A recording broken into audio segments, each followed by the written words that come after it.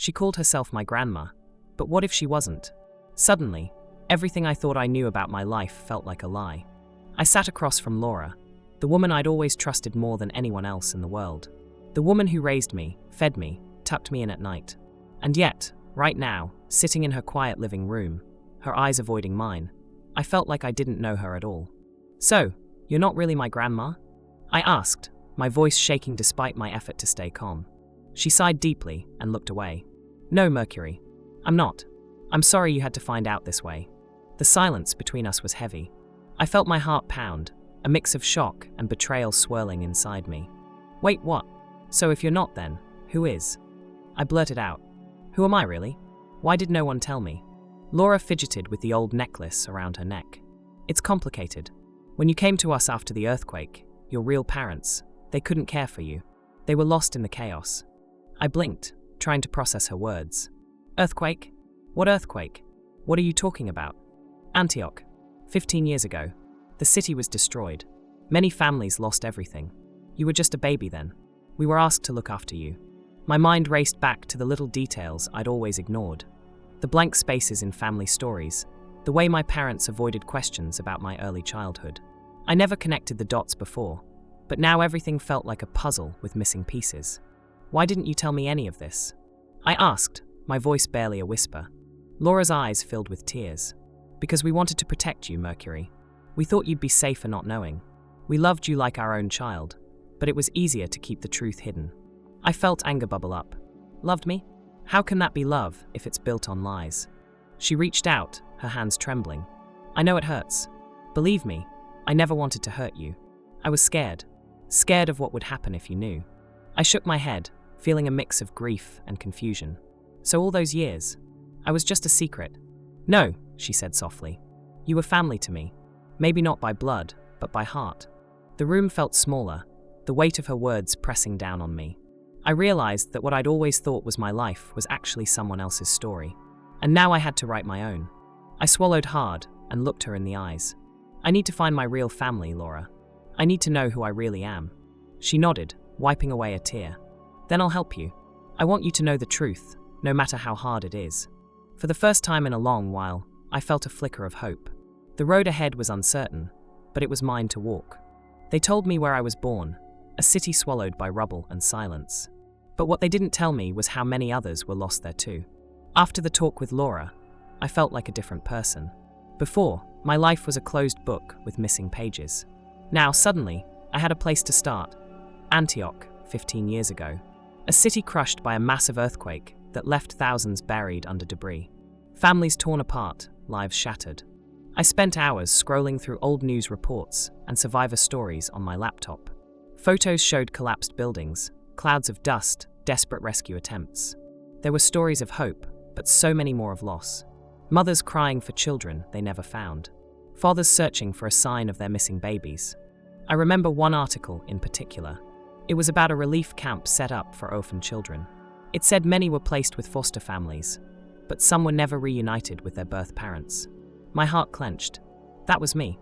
A lost child caught in a nightmare I couldn't remember. I called Laura again, my voice shaky. "You said my real parents are still out there, looking for me? After all this time?" "Yes," she said quietly. "They never gave up hope. But the city was destroyed. Records were lost. It's like looking for a needle in a mountain of ashes." I felt a mixture of anger and sadness. How could they keep this from me? How many years had I wasted living a lie? Determined, I threw myself into research. I contacted local charities, relief organizations, even government offices. I asked for any information about missing children from that time.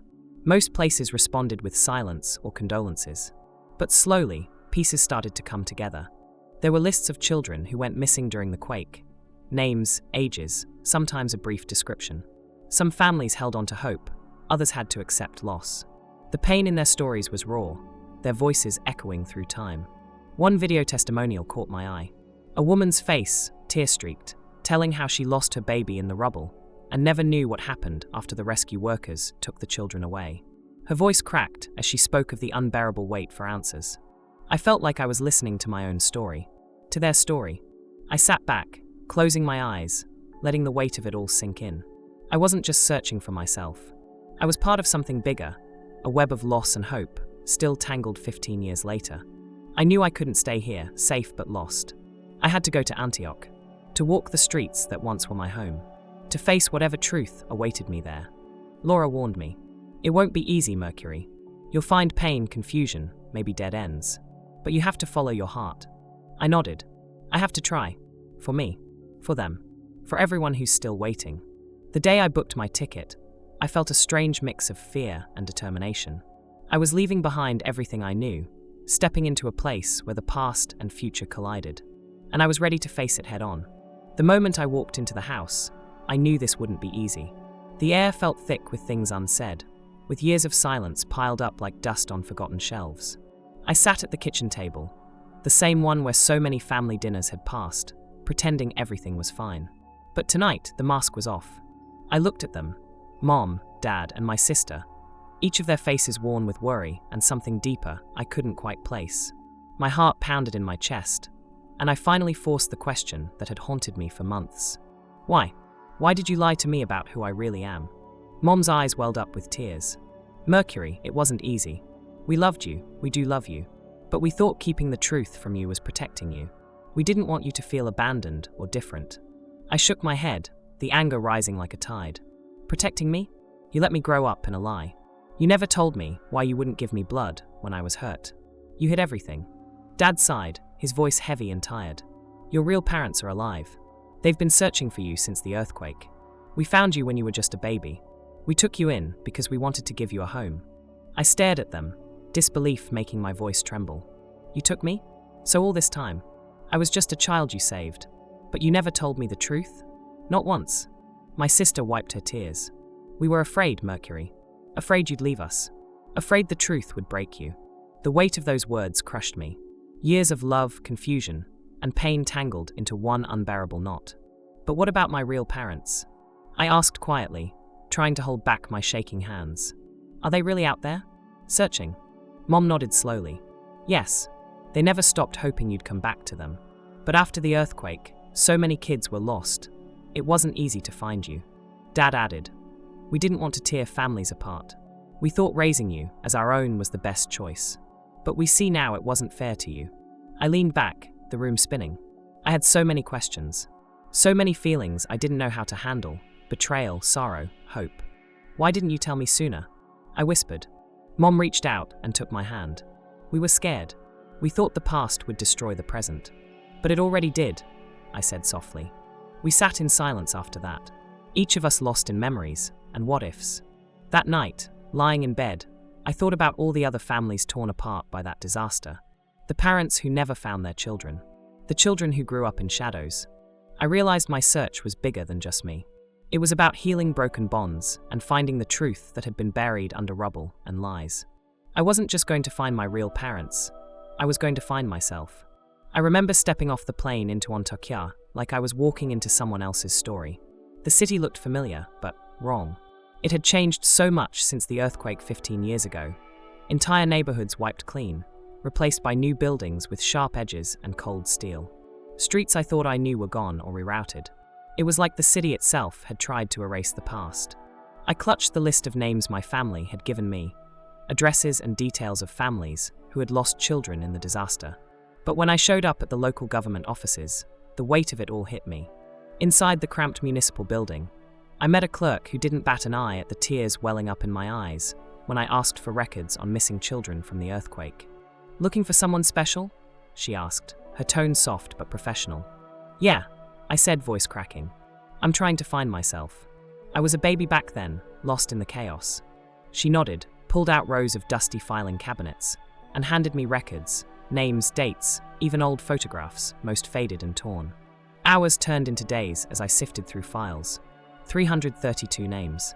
332 kids who vanished or were separated from their families. And one of them had to be me. I cross-checked every detail I had. Eye color, hair color, birth dates, the addresses of the collapsed buildings. It was grueling, emotional work. Every photo felt like a lost life staring back at me. I made calls to relatives, neighbors, anyone who might remember. One lady at a nearby bakery told me about a family that lost a baby in the exact building I was searching. Another pointed me to a community center where parents still meet. hoping for news of their children. Every lead brought hope and heartbreak. One evening, I called my mom. "Mercury, don't get lost in this," she warned gently. "It's a city full of broken stories." "I have to," I whispered. "I can't live with the maybe anymore." She sighed. "Just promise me you'll be careful." "I will." That night I sat staring at the pictures again, narrowing the list from hundreds to dozens, then to just a few possibilities. The thought that my real parents might be waiting somewhere, still hoping to find me, kept me going. But it also scared me. What if I'm not who I thought I was? What if I'm not the son they remembered? The city might be buried in names and rubble, but I was determined to dig through both until I found the truth, no matter how painful. Tomorrow, I'd take the next step. After days of digging through records and chasing every lead I could find, I finally got a solid address. The site of the collapsed building where I was told I might have been found as a baby. The neighborhood had changed completely. New roads, modern shops, shiny new apartments. Nothing like the ruins I'd imagined. But inside, something told me this was where I had to be. As I wandered through the streets, my stomach growled, so I ducked into a small bakery on a quiet corner. The aroma of fresh pastries hit me like a wave. Behind the counter stood an elderly woman, her hands dusted with flour, wiping them on a towel. I took a deep breath and said, "Hi, I'm Mercury. I'm looking for some answers about the earthquake and the families who lived here." She looked up, curious but guarded. "You're not the first to come asking," she said softly. I told her about the missing children, the list I had, the search for my real family. Her eyes softened, and a faint smile crossed her lips. "That building," she began, voice trembling slightly, "was our nightmare. I was here when it fell. I remember the chaos, the screams, the dust, the silence that came after. There were babies trapped, families torn apart." I nodded, swallowing the lump in my throat. "Do you remember any of the families? Names? Faces?" She shook her head slowly. "Names fade over time, but faces stay. There was a little boy, blonde hair, blue eyes. His mother never stopped crying. She searched for him every day." My heart hammered.